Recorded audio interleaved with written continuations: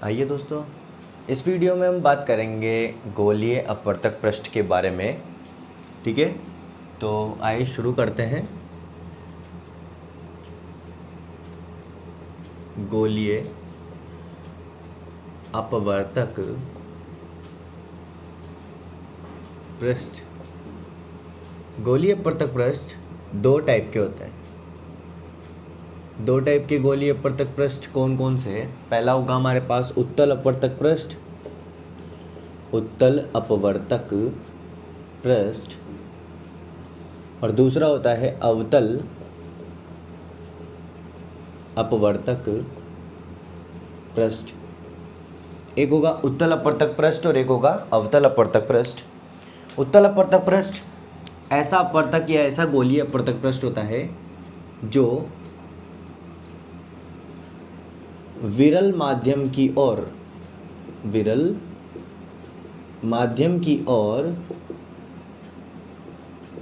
उत्तल होता है और सघन माध्यम दूसरी साइड होगा उसका। इसी टाइप से अवतल गोलीय अपवर्तक पृष्ठ होता है जो विरल माध्यम की ओर अवतल होता है, जिसका अवतल सिरा विरल माध्यम की ओर होगा वो अवतल अपवर्तक पृष्ठ होगा, और जिसका उत्तल सिरा विरल माध्यम की ओर होगा वो उत्तल अपवर्तक पृष्ठ कहलाएगा। अब यहाँ देखें कि इनका अगर हम डायग्राम बनाना चाहें तो वो किस टाइप से मिलेगा। इस तरीके से गोलीय अपवर्तक पृष्ठ हमें मिलेंगे जिसका उत्तल सिरा, ये उत्तल है, उत्तल सिरा विरल माध्यम की ओर है, और पीछे से अगर हम इसको सघन बना दें, बाकी पिछला हो जाएगा सघन माध्यम की तरफ। तो जिसका उत्तल सिरा विरल की ओर होगा वो उत्तल अपवर्तक पृष्ठ होगा, और जिसका ऐसा अपवर्तक पृष्ठ जिसमें विरल माध्यम की ओर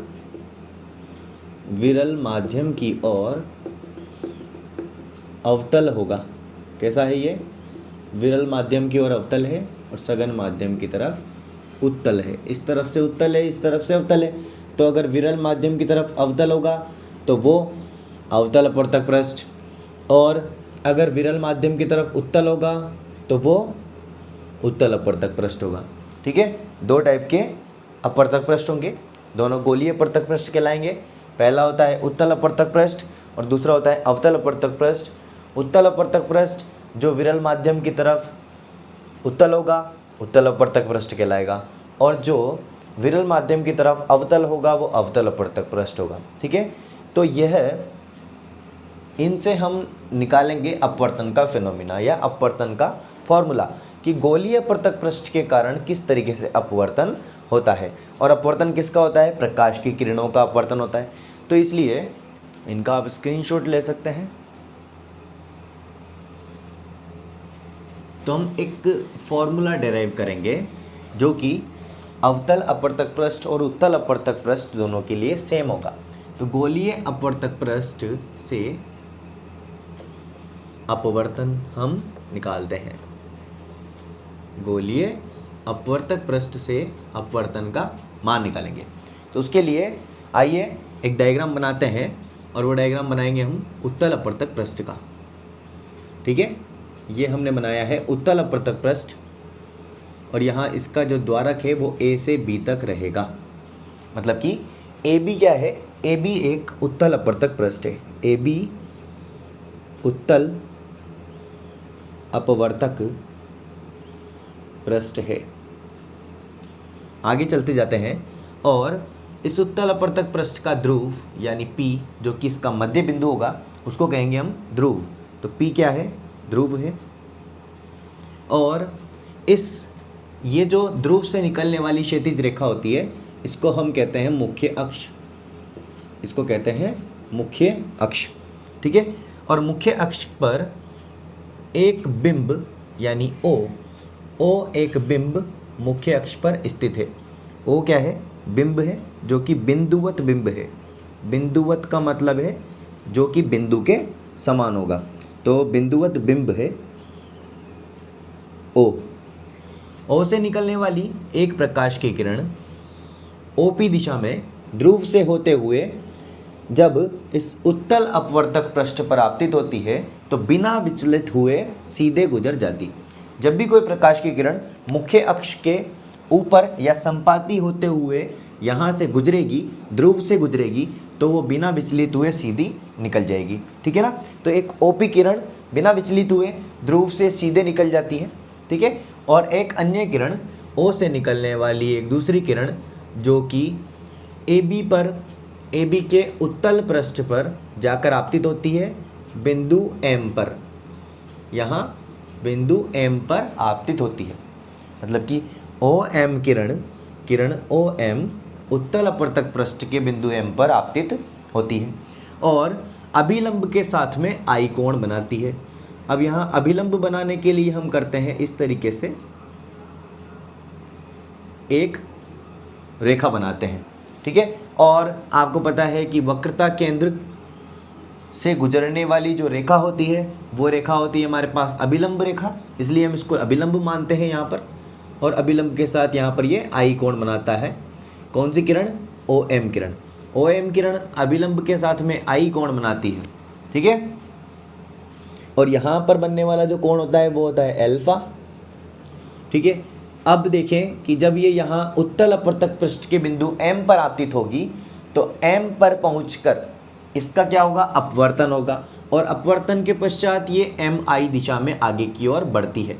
अपवर्तन के बाद एम आई दिशा में आगे बढ़ेगी। ये एम आई दिशा में इस तरीके से आगे बढ़ती है। और जिस बिंदु पर मुख्य अक्ष पर स्थित जिस बिंदु आई पर ये दोनों किरणें, कौन कौन सी किरणें? ओपी व एम आई, ये दोनों किरणें जहाँ मिलती है वहाँ पर इसका क्या मिलता है? ओपी व एम आई दोनों किरणें आई पर मिलती है, आई पर मिलती है और वहाँ एक प्रतिबिंब प्राप्त होता है। क्या प्राप्त होगा? एक प्रतिबिंब मिलता है, एक प्रतिबिंब मिलता है। ठीक है।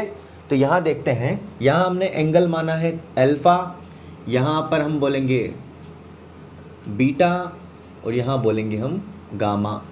और यहाँ पर अभिलंब के साथ अपवर्तित किरण एक एंगल बनाती है जिसको कहते हैं हम अपवर्तन कोण, जिसको बताते हैं स्मॉल आर से। यहाँ तक की बात आप सबको क्लियर होगी। दोबारा से डायग्राम को समझते हैं। ए बी एक उत्तल अपवर्तक पृष्ठ है। ए बी एक उत्तल अपवर्तक पृष्ठ है जिसके मुख्य अक्ष पर एक बिंब ओ रखा है और वो बिंब की जो हाइट है वो कैसी है? बिंदु के समान है, एक पॉइंट के समान है। तो एक बिंदुवत बिंब ओ से निकलने वाली एक प्रकाश की किरण जब ओ से होते हुए और ध्रुव पर आपतित होती है, उस किरण को नाम दिया है हमने ओपी। ओपी किरण जब ध्रुव पर आपतित होती है तो बिना विचलित हुए सीधी निकल जाती है। और उसके बाद में ओ से निकलने वाली एक अन्य किरण ओ एम जो अभिलंब, यानी ये अभिलंब है, एम सी जो है वो अभिलंब है, अभिलंब के साथ में आई कोण बनाती है और अपवर्तन के पश्चात एम आई डायरेक्शन में ट्रेवल करती है, यानी एम आई दिशा में आगे की ओर बढ़ती है। जहाँ ये दोनों किरणें यानी ओपी किरण और ओ एम किरण आफ्टर रिफ्रैक्शन, मतलब कि अपवर्तन के बाद एम आई किरण और ओपी किरण जिस बिंदु पर मिलती है यानी आई बिंदु पर मिलती है और आई बिंदु पर इसका हमें क्या मिलेगा? एक प्रतिबिंब मिलता है। ठीक है। यहाँ तक की बात सबको क्लियर है। अब आगे चलते हैं।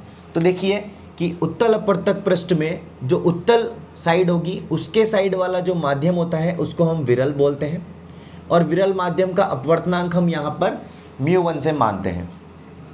और दूसरे साइड जो साइड होगी वो सघन माध्यम कहलाएगा और उसको हम μ2 से बताएंगे अपवर्तनांक को।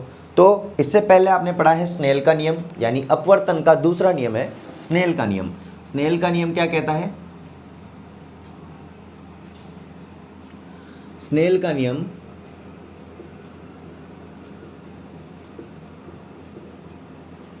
स्नेल का नियम बताता है कि अपवर्तनांक का मान यानी पहले माध्यम के सापेक्ष दूसरे माध्यम का अपवर्तनांक इस तरीके से लिखा जाता है, यानी μ2 अपॉन μ1 लिखा जाएगा, या आपतन कोण की ज्या व अपवर्तन कोण की ज्या के अनुपात के बराबर होता है। किसका मान? अपवर्तन का मान। तो यहाँ पर अपवर्तनांक का मान। तो ये वाली हमारे पास एक समीकरण आ जाएगी। अब इसके बाद में देखें कि इसको हम इस तरीके से लिख सकते हैं μ2 upon μ1 is equal to sine I upon sine R. इसको इस तरीके से लिखा जा सकता है। और यदि हम इन दोनों को क्रॉस मल्टीप्लाई कर दें तो हमारे पास इक्वेशन मिलेगी μ2 sine R is equal to μ1 sine I के बराबर। एक इक्वेशन ये मिलेगी हमें। और अब वापस से हम डायग्राम में देखें तो ये जो गोलीय अपवर्तक पृष्ठ होगा वो गोलीय अपवर्तक पृष्ठ बहुत छोटा होगा।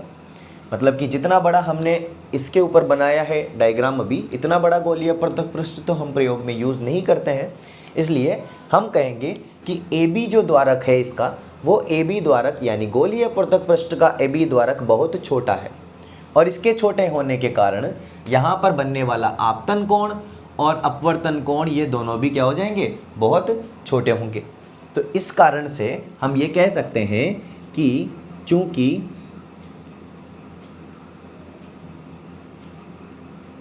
AB का द्वारक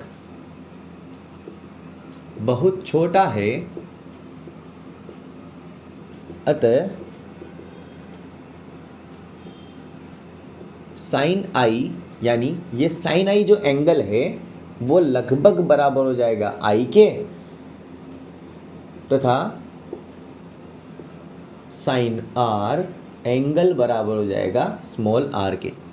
मतलब कि यदि कोणों का मान बहुत छोटा होता है तो उसको हम उस कोण के बराबर ही मान लेते हैं। मतलब कि कोण की ज्या या कोण का कोज्या या कोण का कोई सा भी ट्रिग्नोमेट्रिक फंक्शन होगा उसको हम साइन आई को आई मान लेंगे, साइन आर को आर मान लेंगे। ठीक है, तो ये चीज़ आपको याद रखनी है। तो यहाँ पर इस वाली इक्वेशन में जो आप देख रहे हैं इसको हम इक्वेशन नंबर दे देते हैं 1। आप अगर इक्वेशन देते रहेंगे तो इससे क्या होगा कि हमें सुविधा होगी कि कौन सा वैल्यू कहाँ पर रखा है। ठीक है, तो यहाँ पर इक्वेशन नंबर 1 में ये दोनों वैल्यूज़ हम पुट करेंगे, है ना।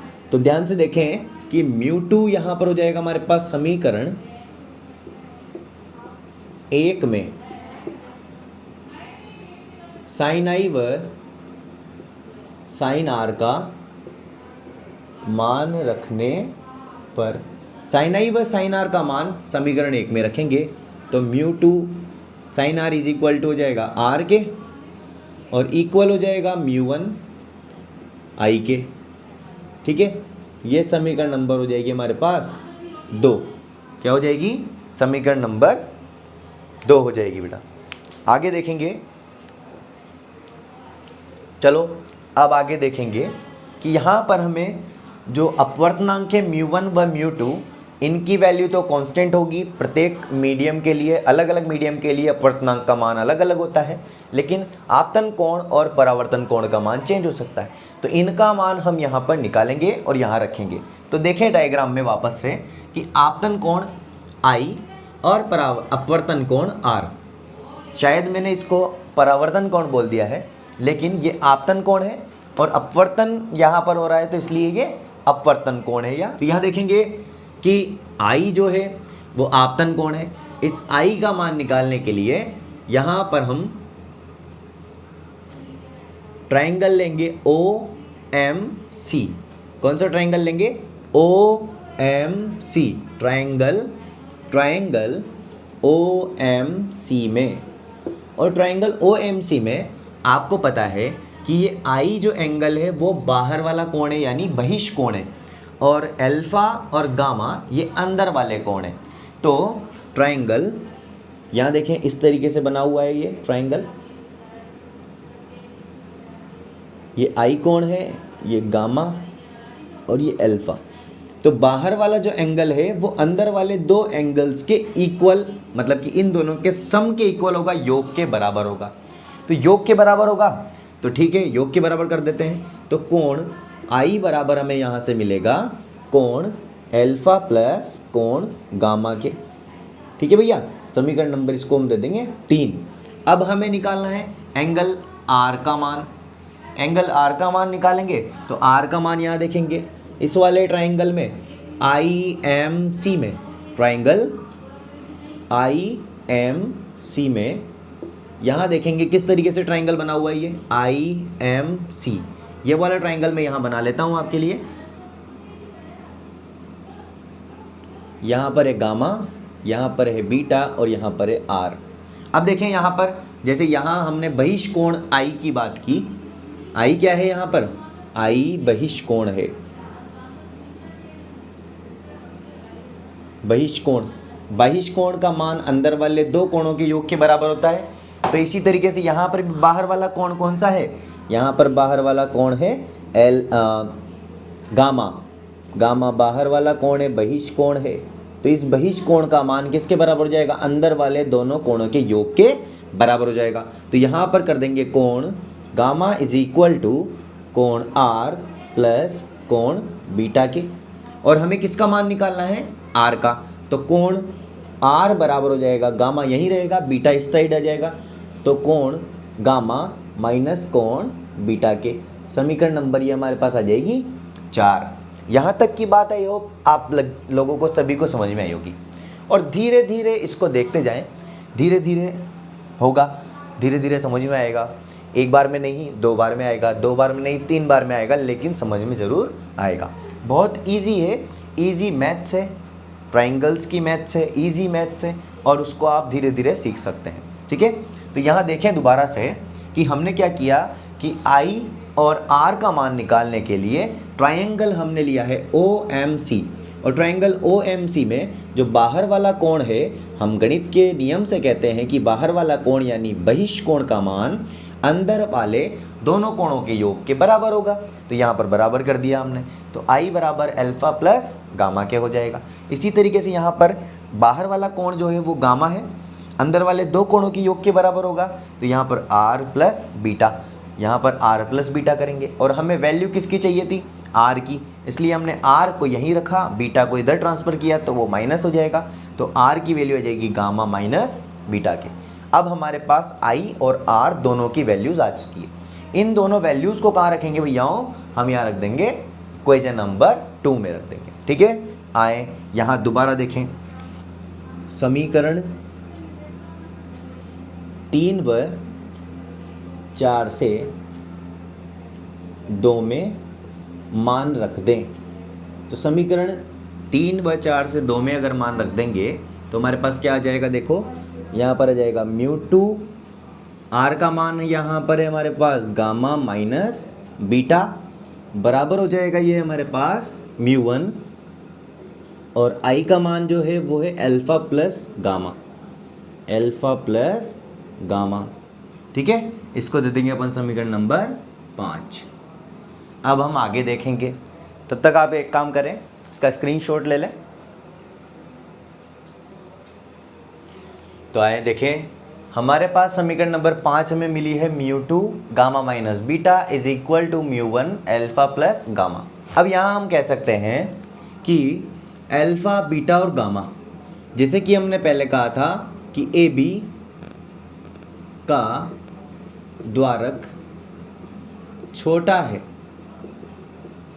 तो अल्फ़ा बीटा व गामा भी छोटे होंगे, और छोटे होंगे तो अल्फ़ा बीटा गामा को जिस प्रकार हमने साइन आई को लिखा था आई और साइन आर को लिखा था आर, वैसे हम आई को वापस साइन आई भी लिख सकते हैं। इसी तरीके से यहाँ पर अल्फ़ा बीटा गामा को भी हम क्या लिख सकते हैं, ट्रिग्नोमेट्रिक फंक्शन में लिख सकते हैं। तो यहाँ अल्फ़ा को हम लिखेंगे tan अल्फ़ा, बीटा को लिखेंगे tan बीटा, और गामा को लिखेंगे tan गामा। ठीक है, यहाँ देखें अब कि tan अल्फ़ा, tan बीटा और tan गामा, tan का जो संबंध होता है ट्राइंगल में लाल बटा कक्का से क्या होता है, तो वो होगा हमारे पास, देखें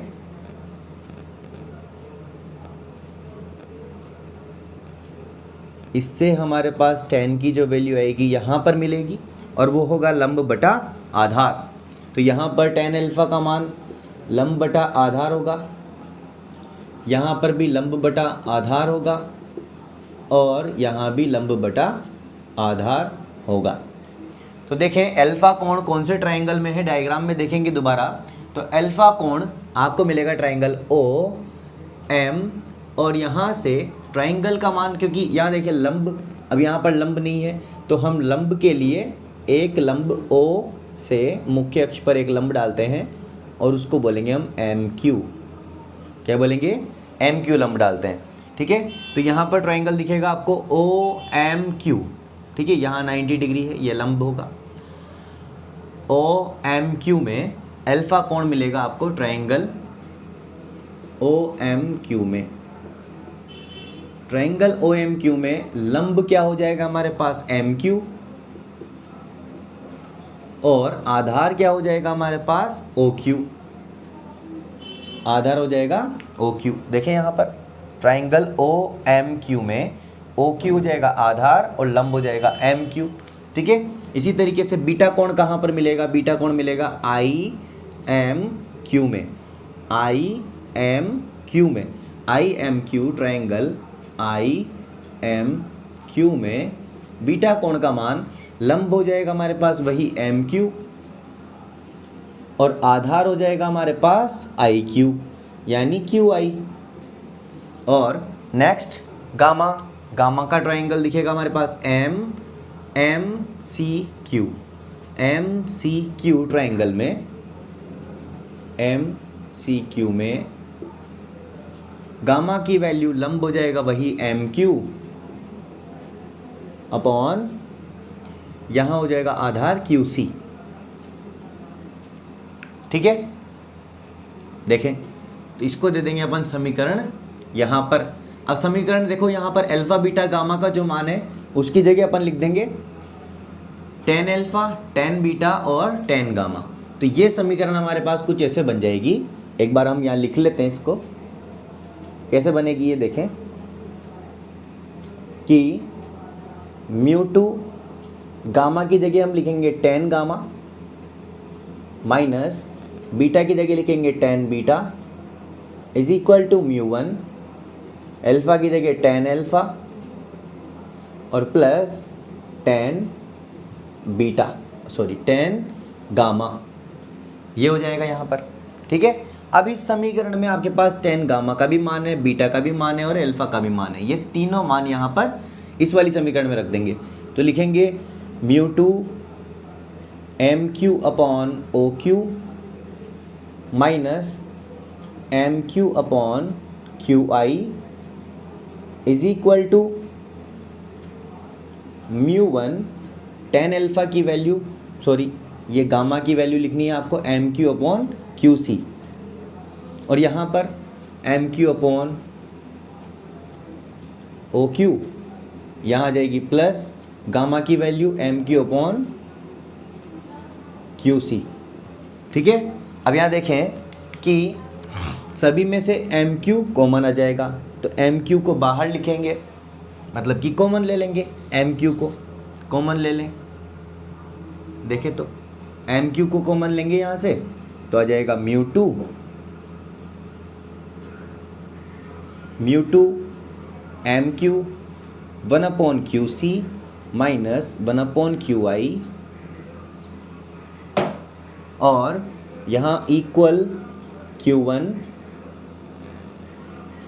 म्यू वन एम क्यू, यहाँ पर आ जाएगा one upon O Q plus one upon Q C. ठीक है, एम क्यू से एम क्यू कैंसिल हो जाएगा। क्या बन जाएगी हमारे पास इक्वेशन? इक्वेशन बन जाएगी mu two one upon Q C minus one upon Q I is equal to mu one upon O Q plus one upon Q C. ठीक है, ये हमारे पास इक्वेशन यहाँ पर बन जाएगी। इस इक्वेशन को हम नाम दे देंगे इक्वेशन नंबर 7 और इसको दे देंगे इक्वेशन नंबर 6। ठीक है। यहाँ देखें कि Q C, Q I, O Q और क्यू सी, इनकी जो वैल्यू होगी वो क्या होगी। तो यहाँ देखेंगे कि किसी भी ऑब्जेक्ट से पोल के बीच की डिस्टेंस जो होती है वो होती है यू माइनस का, और ये जो होगी हमारे पास सी से लेकर और पोल के बीच की डिस्टेंस वक्रता त्रिज्या आर, और आई जो है प्रतिबिंब है, प्रतिबिंब की जो दूरी होती है वो होती है हमारे पास v। तो ये तीनों वैल्यूज़ हम यहाँ रखेंगे। लेकिन आप देखें कि हमारे पास यहाँ ओ क्यू की वैल्यू नहीं है, ओ पी की वैल्यू है। ठीक है, ओ पी की वैल्यू है, ओ क्यू की नहीं है। क्यू सी की वैल्यू नहीं है, पी सी की वैल्यू है। क्यू आई की वैल्यू नहीं है, क्यू आई की वैल्यू नहीं है, पी आई की वैल्यू है। और हमने ये भी बात बोली है कि ए बी जो है वो बहुत छोटा है। ए बी अगर बहुत छोटा है तो हमारे पास ये वाला जो क्यू पॉइंट है वो क्यू पॉइंट कहाँ पर होगा, पी के ऊपर। कैसा सपोज होगा, ऐसा लगेगा कि क्यू पॉइंट भी कहाँ पर है, पी पर है। तो पी पर अगर क्यू पॉइंट पी पर होगा, या लिखते हैं अपन, यदि बिंदु Q बिंदु P के अति निकट हो, अगर अति निकट होगा तब ये MQ वाली जो लंबाई है वो MQ लंबाई किसके बराबर हो जाएगी, MQ MP के बराबर हो जाएगी। MQ किसके बराबर हो जाएगी, MP के, क्योंकि Q की जगह क्या हो जाएगा, P पॉइंट हो जाएगा, इसलिए MQ MP के बराबर हो जाएगी। अब हम यहाँ पर मेजर कर सकते हैं कि OQ जो है वो OP के बराबर होगी, QC जो है वो PC के बराबर होगी, QI जो है वो PI के बराबर हो जाएगी। तो यहाँ लिखेंगे कि OQ, ये वाला OQ किसके बराबर हो जाएगा, OP के, Q की जगह P रखना है आपको, OP के, और QC बराबर हो जाएगा PC के, और QI बराबर हो जाएगा हमारे पास PI के। और ये तीनों वैल्यूज़ हम कहाँ रख देंगे, ये वाली तीनों वैल्यूज़ इक्वेशन नंबर हम 7 में रख देंगे। ठीक है, तो नेक्स्ट आओ देखते हैं आगे। अब देखें, ये इक्वेशन नीचे से मैंने ऊपर लिख दी है और ये तीनों वैल्यूज़ जो है हमें यहाँ पर पुट करनी है, बस फिर हमारा काम हो गया। तो यहाँ पर ये तीनों वैल्यूज़ रख दें। μ2 1/QC है, QC की वैल्यू कितनी है, QC की वैल्यू आ जाएगी PC माइनस 1/QI की हो जाएगी PI is equal to μ1 OQ को हो जाएगा हमारे पास OP प्लस 1/QC हो जाएगी हमारे पास PC के। यहाँ तक की बात सबको क्लियर है। अब देखें कि यहाँ पर OQ जो कि OP बन चुका है और OP की वैल्यू कितनी है, -U। तो यह लिखेंगे कि OP बराबर है -U के, OP बराबर किसके है, -U के बराबर है OP, और यहाँ पर PI या PC बराबर है R के, और PI जो बराबर है वो है V के। ठीक है, यहाँ पर इन सभी की वैल्यूज़ है हमारे पास डायग्राम से, वो यहाँ रखेंगे। ये वैल्यूज़ इस वाली इक्वेशन में रख देंगे, इक्वेशन नंबर 8 में। इक्वेशन नंबर 8 में ये सारी वैल्यूज़ रख देंगे अपन। रखो यहाँ पर, तो ये आ जाएगा μ2 1/R minus 1/V is equal to μ1 1/-U plus 1/R। ठीक है, μ1 और μ2 को अंदर मल्टीप्लाई करेंगे तो आ जाएगी हमारे पास μ2/R minus μ2/V is equal to minus μ1/U plus μ1/R। अब इसके बाद क्या करना है, R वाला जो टर्म है उनको दोनों को एक साइड ले लेंगे और V वाला जो है उसको उस साइड ले जाएंगे। तो यहाँ पर आ जाएगा हमारे पास μ2 माइनस, ये इधर आएगा माइनस का हो जाएगा μ1/, और दोनों के नीचे R है तो हम इसको एक साथ में लिख सकते हैं। ठीक है, और इज इक्वल टू यहाँ पर होगा, इधर से उस साइड जाएगा ये वाला टर्म, तो माइनस से क्या हो जाएगा प्लस, तो यहाँ लिखेंगे μ2/V और माइनस ये वाला टर्म यहाँ लिखेंगे तो μ1/u हो जाएगा। ये हमारे पास गोलीय अपवर्तक पृष्ठ द्वारा अपवर्तन का मान होगा। ये किसके लिए होगा? ये होगा हमारे पास विरल से सघन के लिए। जब प्रकाश की किरण विरल से सघन माध्यम में जाएगी तो हमारे पास ये वैल्यू मिलेगी किसकी? गोलीय अपवर्तन पृष्ठ द्वारा अपवर्तन की। इससे हम r, v और u के मान निकाल सकते हैं। इसके बाद में अगर हमें निकालना हो कि यदि प्रकाश की किरण सघन माध्यम से विरल माध्यम में जाती है, तब उसके लिए क्या करेंगे? केवल इसका थोड़ा सा चेंज करना है और इसमें μ1 माइनस μ2 कर देना है। इसमें μ2 माइनस μ1 है, इसमें μ1 माइनस μ2 कर देंगे। अपॉन r नीचे वही रहेगा, यहाँ पर μ1/v हो जाएगा माइनस μ2/u हो जाएगा। ठीक है, और ये किसके लिए हो जाएगा हमारे पास वैल्यू? ये हो जाएगी सघन से विरल के लिए, सघन से विरल के लिए। और ये दोनों जो वैल्यूज़ हैं वो दोनों एक तो हो जाएगी हमारे पास, ये दोनों वैल्यूज़ उत्तल व अवतल के लिए कैसी होती है? समान होती है। दोनों के लिए समान होती है। उत्तल और अवतल दोनों अपवर्तक पृष्ठों के लिए ये वैल्यूज़ समान होती है। विरल से सघन के लिए μ2 माइनस μ1 करना है, नीचे वाली वैल्यूज़ में कोई चेंज नहीं करना है। और सघन से विरल में केवल μ1 माइनस μ2 कर देना है और नीचे वाली वैल्यूज़ वही रहेगी। आई होप आप लोगों को ये वीडियो अच्छी लगी होगी, और अगर वीडियो अच्छी लगती है तो इसे अपने दोस्तों के साथ शेयर करें, चैनल को सब्सक्राइब करें। Thank you.